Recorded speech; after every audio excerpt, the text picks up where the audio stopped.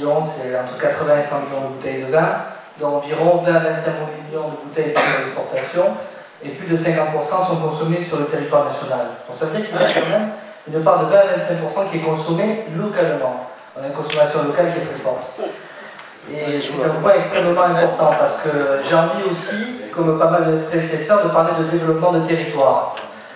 Alors avant de parler de développement de territoire, Henri me disait tout à l'heure que les leviers de croissance, on va aller chercher l'export. C'est parfaitement vrai pour les fruits et légumes, c'est vrai aussi pour le vin. Et pour aller chercher les leviers de croissance à l'export, on bénéficie des subventions européennes assez importantes pour attaquer les pays tiers.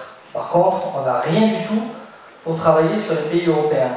Ça veut dire qu'on nous donne de l'argent pour aller attaquer la Chine, les États-Unis, le Canada, etc. Ça, c'est quelque chose qui est plutôt intéressant aujourd'hui, hein, puisque la Chine représente le deuxième marché à l'export pour les vins du Roussillon, après la Belgique. Et tu supposes avec une casquette de producteur?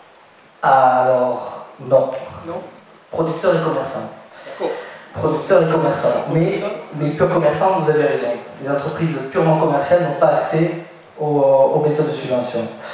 Par contre, effectivement, donc sur les pays tiers, nous avons un certain nombre d'aides pour pouvoir attaquer ces marchés. Ça nous a permis, en l'espace de 7-8 ans aujourd'hui, de faire de la Chine notre deuxième marché et des États-Unis notre quatrième marché.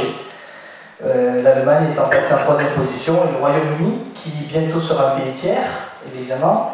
Donc on va pouvoir avoir des aides pour pouvoir aller attaquer le marché anglais. Ça, finalement, ça peut nous arranger dans le monde du vin.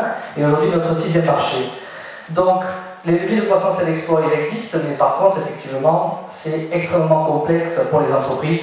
Il faut des entreprises d'une certaine taille, il faut des entreprises surtout qui aient du personnel, évidemment, compétent et formé. Et donc, les besoins de formation dans ce secteur sont extrêmement importants et les entreprises chez nous ont besoin de plus en plus de se regrouper pour pouvoir attaquer ces marchés.